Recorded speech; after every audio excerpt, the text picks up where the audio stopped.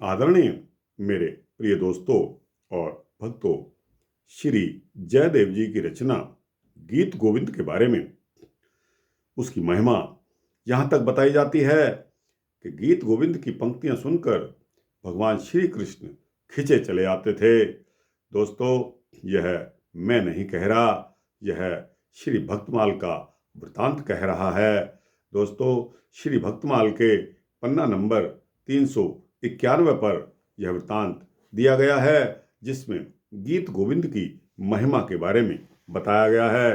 दोस्तों, यह एक सूक्ष्म वृतांत है जो कि ज़्यादा से ज़्यादा 7-8 मिनट का होने वाला है। अतः आपसे अनुनय विनय है, निवेदन है कि आप इस वृतांत के अंत तक बने रहिए मेरे साथ।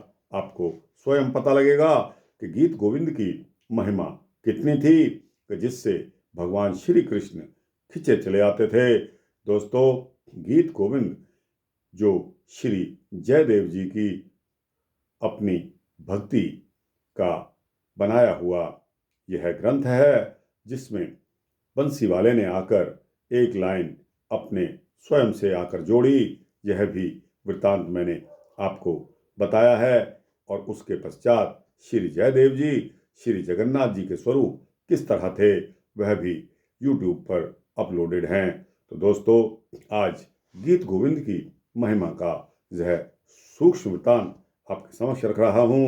उम्मीद करता हूँ कि यह गीत गोविंद की महिमा, जिससे भगवान स्वयं खिंचे चले आते हैं, आपको पसंद आएगा। और दोस्तों, एक भक्त होने के नाते आपका भी यह कर्तव्य बनता है कि भक्तमाल की ऐसी कथाओं को हमेशा पढ़ते रहिए, उनको गुनगुनाते रहिए। दोस्तों, उनको दिल में रखिए, आपका परोपकार इसी में है। तो दोस्तों, बिना समय गवाए आइए इसको शुरू करते हैं। भक्तों, श्री जगन्नाथ धाम, जहाँ उसका राजा एक पंडित था, उसने भी एक पुस्तक बनाई और उसका नाम गीत गोविंद रख दिया। उसमें भी श्री कृष्ण चरित्रों का वर्णन था। राजा ने ब्राह्मणों को बुलाकर कहा कि यही गीत गोविंद है, इसकी प्रतिलिपियां करके पढ़िए और देश देशांतरों में इसका प्रचार कीजिए। इस बात को सुनकर विद्वान ब्राह्मणों ने असली गीत गोविंद को खोलकर दिखा दिया और मुस्कुराकर बोले कि यह तो कोई नई दूसरी पुस्तक है, गीत गोविंद नहीं है।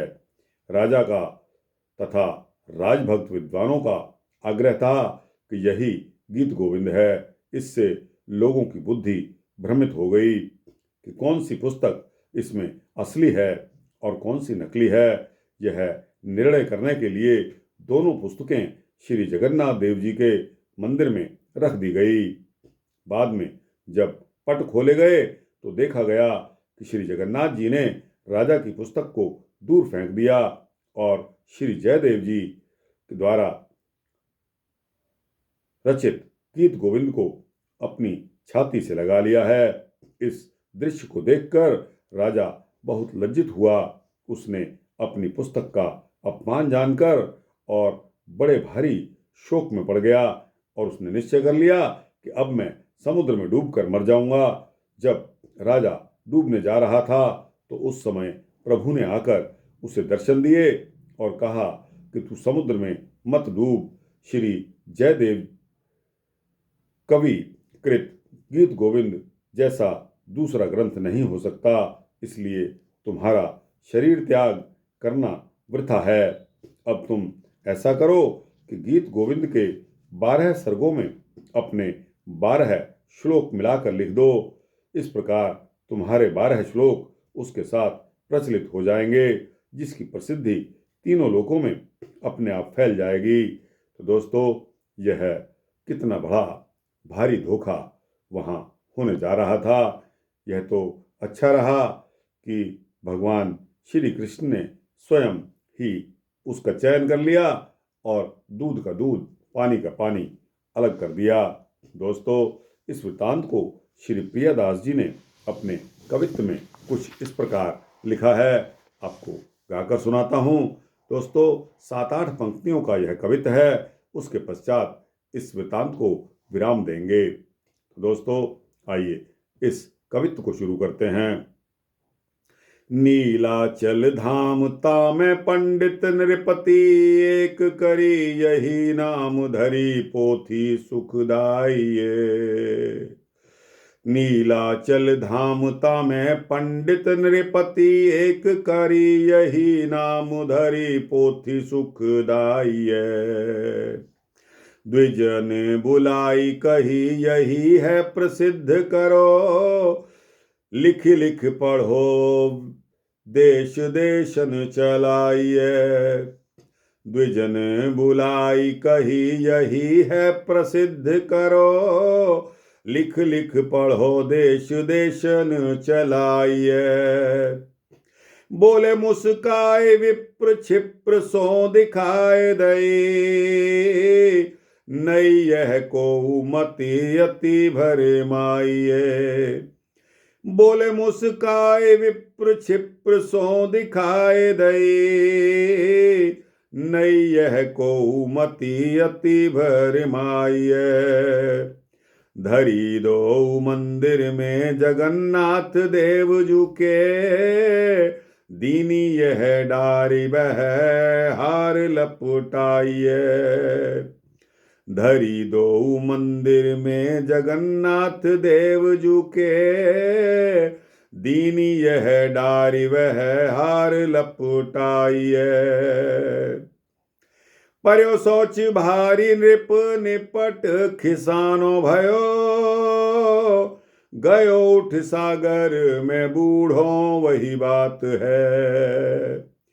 पर्यो सोच भारी नृप निपट खिसियानो भयो, गयो उठ सागर में बूढ़ो वही बात है। अति अपमान कियो में बखान सोई, गोई जात कैसे आँच लागी गात गात है।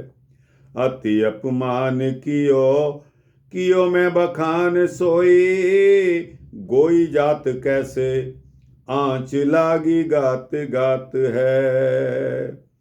आज्ञा प्रभु दई मत बूढ़ है तू समुद्र माझ, दूसरो न ग्रंथ ऐसो वृथा तनुपात है।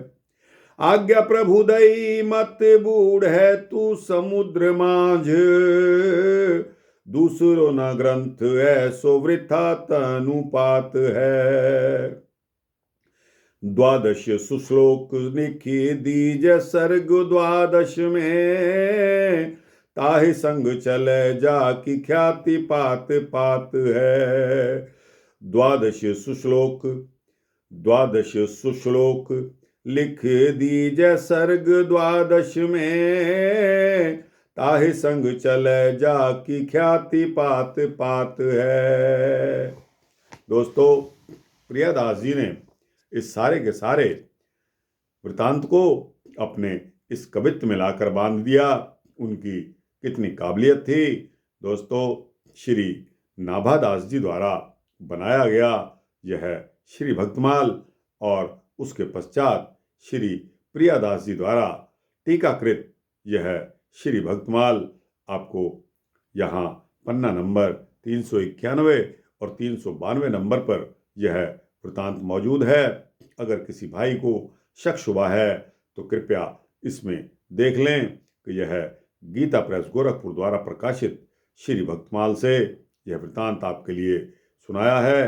दोस्तों, इसी तरह के सूक्ष्म भक्ति वृतांत आपको जयदेव जी के बारे में सुनाता रहूँगा। जयदेव जी की भक्ति पर कोई शक शुबा नहीं कर सकता और उनका गीत गोविंद तो मानो हॉट सेलिंग केक जिसको कहते हैं, इतनी अधिक पुस्तक यह बिक रही है कि आप भी अगर मौका लगे तो जयदेव जी की गीत गोविंद नामक पुस्तक अवश्य पढ़ें।